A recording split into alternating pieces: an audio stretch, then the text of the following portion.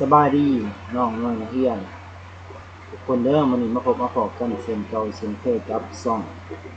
อาจารย์ตวนเนาะชื่อช่องว่า Study Mathematics by อาจารย์ตวนเนาะมื้อนี้อาจารย์จะมาสอนในวิชาคณิตศาสตร์ชั้นม .4 เนาะบทที่1เนาะภาคที่1สำนวนปกติบทที่1สำนวนปกติเนาะที่ว่าโครงกับเดือนที่เก่าเนาะน้องๆหลายคนก็สิขึ้นห้องใหม่เนาะเป็นม .4 ก่อนจะไปรับชมคลิปอาจารย์ขอฝากกดไลค์กดแชร์กดติดตามในช่องอาจารย์เด้อเนาะขอขอบใจเอาไปเรียนนำกันเลยเนาะวิชาคณิตศาสตร์ภาคที่1สำนวนปกติและปกติบทที่1สำนวนปกติเอาเข้ามาเบิ่งต้นแบบเรียนของเราเลยเนาะต้นแบบเรียนอยู่ในบทที่1ใจความนิยามสำนวนปกติสำนวนปกติแม่นผลหารของสำนวนภาษาอังกฤษสำนวนปกติแม่นผลหารเด้อเนาะหรือแม่นสำนวนที่อยู่ในรูปหารตัวนี้เนาะรูปหาร a ส่วน b เนาะรูปหาร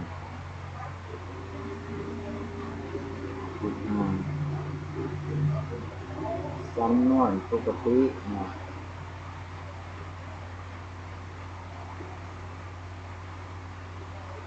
ปกติ a ส่วน b หรือว่า a หาร b เนาะแน่นั้น a จะแม่นพหุพจน์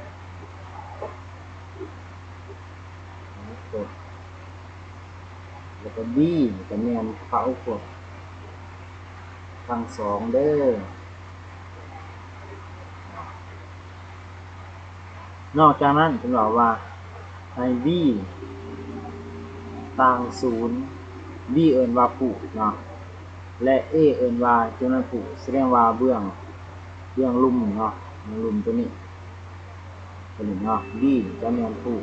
เบื้องทึ่งเอิ้นว่าจำนวนผู้เนาะอันนี้คือใจความที่1มาเบิ่งใจความที่2ใจความที่2ของบทนี้เพิ่นบอกว่าค่าของตัวเปลี่ยนที่เฮ็ดให้สำนวนปกติบ่กำหนดแม่นค่าของตัวเปลี่ยนที่เฮ็ดให้คู่เท่ากับ0เนาะแสดงว่าเนาะในการสอบหาค่าของตัวเปลี่ยนเนาะสอบหาค่าของตัวเปลี่ยนที่เฮ็ดให้สำนวนปกติเนาะบ่กำหนดแม่นเฮาจะให้คู่เท่ากับ0เนาะให้คู่เท่ากับ0เท่า0แสดงว่ามีแต่ตัวนี้เนาะมันจะเปลี่ยนมีตั้งแต่เฮาให้ b เท่ากับ0ส่วน a สิเป็นเลขหยังก็แล้วแต่เพิ่นนอนแม่นบ่ได้เจ้าของเด้อเนาะหรือว่าจะว่า b เท่า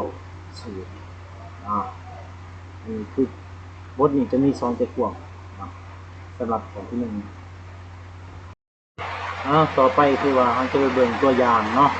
โอ้ยมื้อนี้ก็ฝนตกเด้อน้องๆเด้อขออภัยนะเนาะเสียงสิรบกวนเนาะตัวอย่างนี่มาเบิ่งตัวอย่างของมันก่อนเนาะตัวอย่างที่1ส่วน x ตัวที่2ลบ6ส่วน y ลบ3ตัวอย่างที่3x ลบ8x ลบ4ส่วนกับ5แล้วก็ตัวอย่างต่อไปเนาะ x ลบ2ส่วน x กำลัง2ลบ 2x บวก5 x กำลัง 4x กำลัง2ลบ 8x ส่วนลบ 3x บวก2แล้วก็ x กำลัง2ลบ 3x y บวก y กำลัง2ส่วน3 x กำลัง3 y กำลัง4แสดงว่าล้วนแต่เป็นจำนวนปกติเมื่อผู้ของแต่ละสำนวนเรานี่ต่าง0เนาะแส ดงว่าพูดของมันเนาะตัวนี้เนาะเด้อ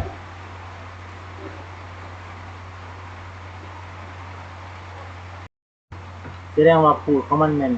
พูดที่1แม่นอีกพูดที่2แม่น y ลบ3พูดที่3แม่น5พูดที่4แม่นอีกกำลัง2ลบ2อีกบวก5เนาะล้วนแต่บ่แม่นค่าเท่ากับ0เนาะเขาเลยเอิ้นว่าสำนวนต่อไปนี้เอิ้นว่าสำนวนปกติเนาะเดี๋ยวจะเบิ่งตัวอย่างที่2เลยเนาะตัวอย่างที่2นี่คือว่ามันจะอยู่ในใจความที่2สอบค่าของตัวเปลี่ยนที่ให้สำนวนปกติบวกกำหนดเนาะเอาเบิ่งตามตัวอย่างเลยเนาะจงเสาะหาทุกๆค่าของตัวเปลี่ยนในสำนวนต่อไปนี้ที่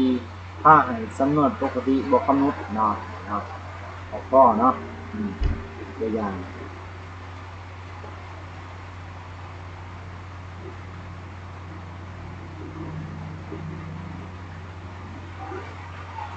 ตัวอย่างที่2มาถึงเนาะตัวอย่างที่1คือว่าเอาตามขึ้นเลยเนาะตัวอย่างที่2คือว่าสอบหาค่าของตัวเปลี่ยนที่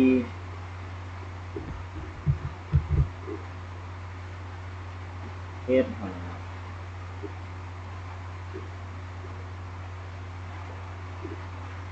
สำนวน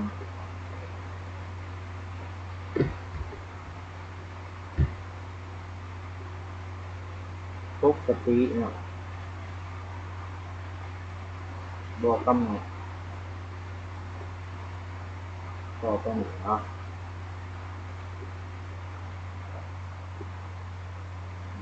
อยู่นี่มันสิมีอยู่กกขอขอขอข้อเนาะเฮาไปเบิ่งกันเลยเนาะอาจารย์จะพาแกะเลยเนาะขอข้อ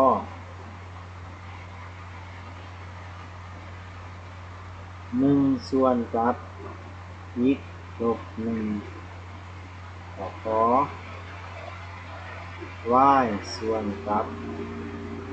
y กำลัง2ลบ1และขอข้อ x ส่วนกับ x กำลัง2บวก1เนาะ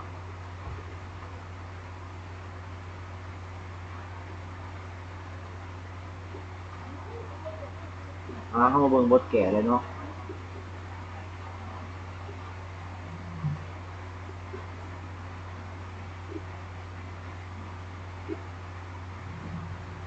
ข้อ1ส่วนกับ x ลบ1คือว่าตัวนี้ก็บ่ยากเลยเนาะเวลาเราแกะมันจะว่างก่อนเนาะว่างทุกเทื่อเนาะมันจะต้องว่างให้พูดเท่ากับ0ตามตัวนี้เนาะตามนี้เลยพูดก็คือตัวนี้คือพูดเนาะตัวได้เป็นพูดก็คือตัวที่อาจารย์ได้วงสีแดงออกไว้เนาะก็คือภาคส่วนที่อยู่ทางหลุมเนาะว่างให้ x ลบ1เท่ากับ0เนาะหลังจากนั้นเราก็มาสังเกตกันว่ามันกลายเป็นสูตรผลขั้นหนึ่งเนาะที่มี1ตัวหลักเนาะเราสามารถ x เท่ากับย้าย1มาหา0จะกลายเป็นจากลบมาเป็นบวกเนาะจะเป็นเท่ากับ1นี้คือว่าค่าที่เราได้เนาะ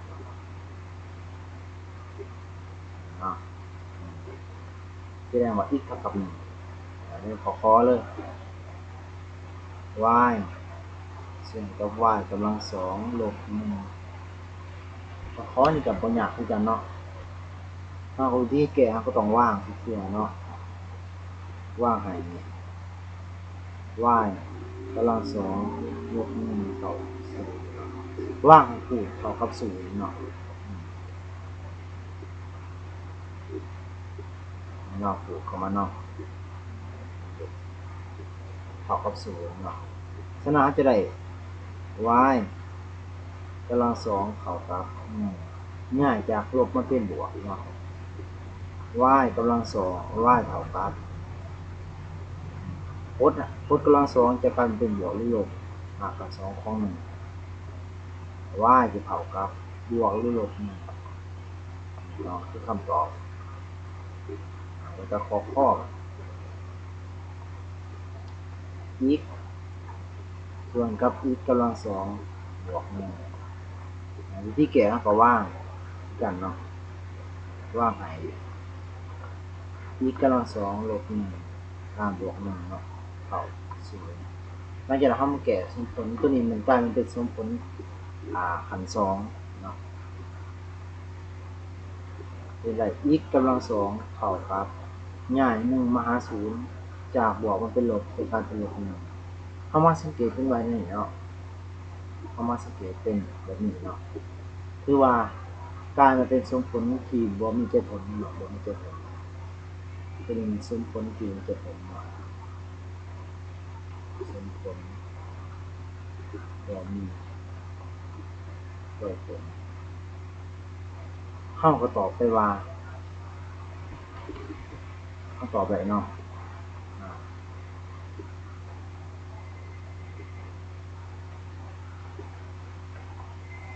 เข้าตอบไปว่ากำหนดบ่ได้เนาะกำหนดบ่ได้เพราะว่าบ่สามารถสอบหาค่าของตัวเปลี่ยนได้เนาะคือว่าอยู่ในข้อที่หนึ่งผมเบิดเพียงสมิเนาะน้องๆไม่มีปัญหากับสามารถคอมเมนต์เนาะถามอาจารย์ได้เนาะที่ว่าข้อที่หนึ่งผ่านไปเนาะเราจะมาต่อข้อที่สองข้อที่สองบอกถึงการฮ้อนเราสามารถเว้าได้หลายคำโดยการฮ้อนหนึ่งการฮ้อนสองการตัดการคัดจรเนาะเอาไปคัดจรซะเนาะหรือว่าตัดการตัดสามารถเว้าได้เนาะเพราะว่ามันมีความหมายอันเดียวกันเด้อการฮ้อนก็หมายถึงให้มันฮ้อนให้มันสั่นน้อยลงให้มันสั่นเข้าคัดจรก็คัดจรเพื่อให้มันสั่นเข้า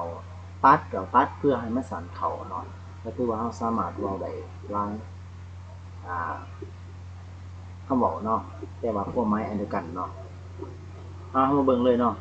มาเบิ่งหลักการพื้นฐานของสำนวนกระดูกเพิ่นว่าถ้าว่า A B และ K เป็นพหุพจน์เนาะทั้ง3อันเป็นพหุพจน์ทั้ง A B และก็ K เป็นพหุพจน์พหุพจน์หมายถึงจำนวนหลายเด้อในนั้น B ต้องบ่เท่ากับ0แล้วก็ K ต้องบ่เท่ากับ0แล้วจะได้คือว่ารูปร่างมันก็สิเนาะแต่เขียนถูกเนาะ A K ส่วนกับ B K เวลานี้เราสามารถฮ้อนได้เนาะเราเห็นเบื้องต้นก็มี K เบื้องลุ่มก็มี K สามารถฮ้อนกันได้เริ่มมันยังเหลืออยู่เท่ากับ A ส่วน B อันนี้คือการตัดหลังจากนั้นเราจะมาเบิ่งในตัวอย่างเนาะจึงจะเข้าใจเพิ่มเติมอีกเราไปเบิ่งในตัวอย่างเลยอันนี้แม่นรูปแบบมันของมันซื่อๆเด้อตัวอย่างคือแค่บ่นี้เนาะ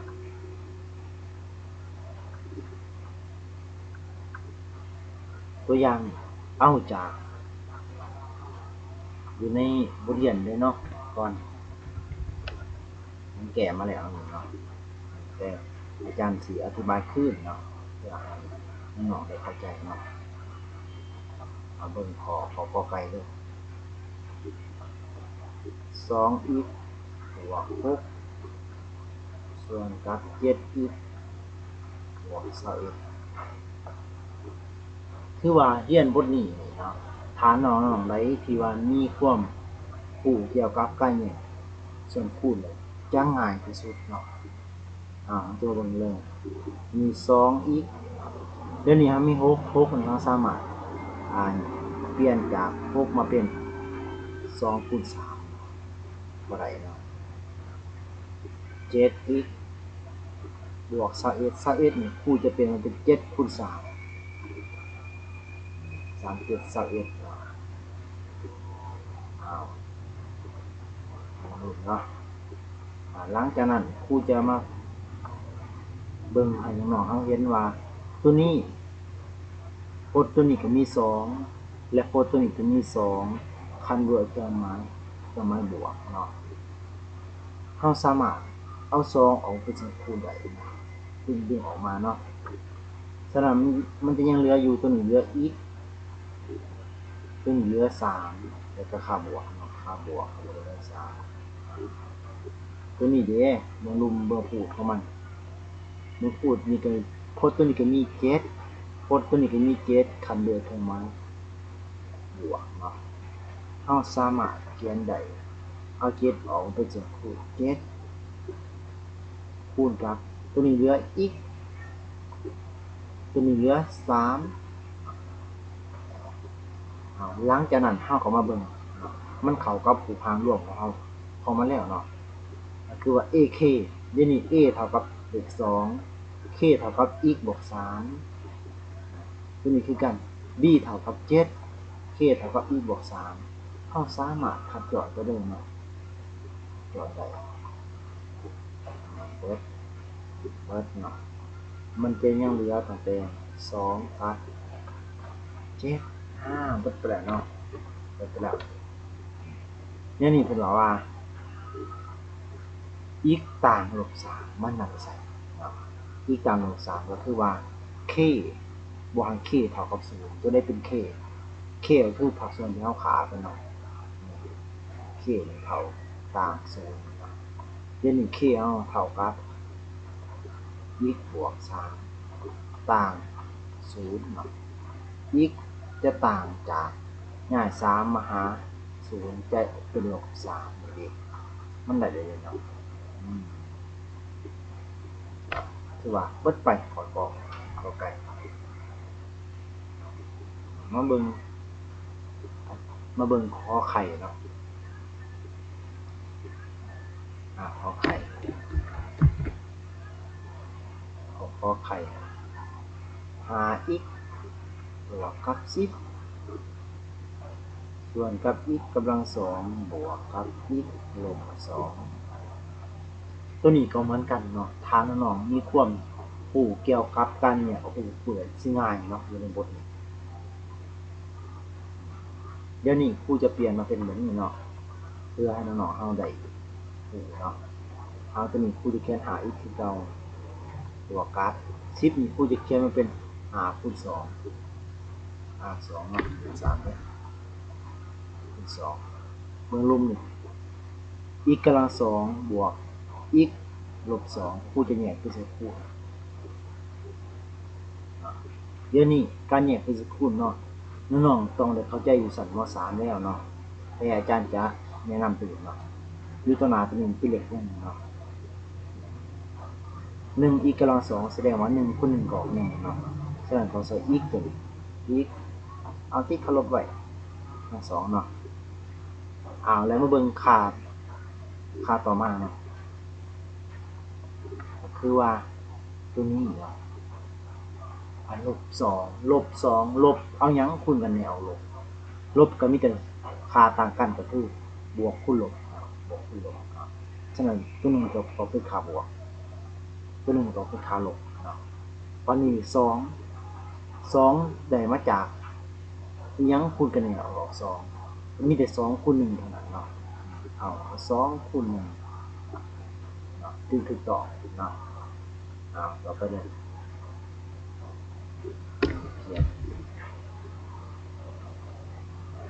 เดี๋ยวนี้เฮามาสังเกตภาคส่วนตัวนี้พูดโพจน์ตัวนี้มี5โพจน์ตัวนี้ก็มี5อาจารย์จะจับ5ออกเป็น2คูณ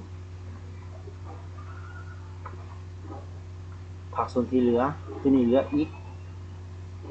เหลือบวกเหลือ2ตัวนี้เด้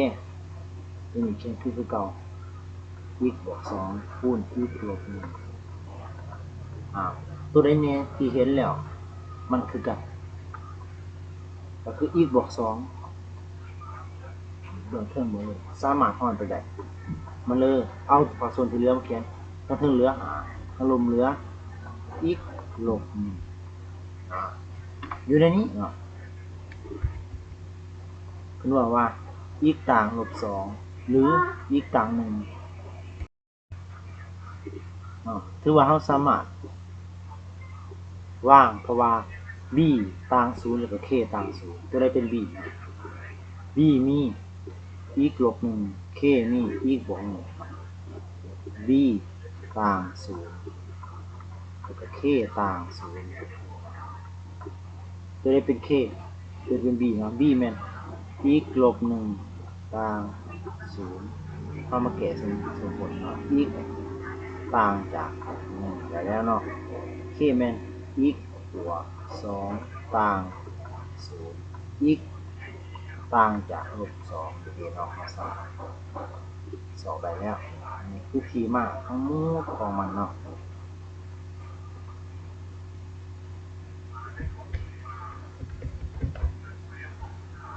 คือว่าบทเรียนบทที่1มาเฮานี่ก็เบิดเพียงส่านี้เนาะขอบมุกขอบใจน้องๆทุกคนเนาะที่เข้ามารับชมถ่ายคลิปนี้ก็อย่าลืมกดไลค์กดแชร์กดติดตามให้ช่องอาจารย์เด้อเนาะ Study Mathematics by อาจารย์ตวนเนาะแปลเป็นภาษาลาวก็เรียนคณิตศาสตร์กับอาจารย์ตวนเนาะขอลาไปก่อนเนาะขอบใจ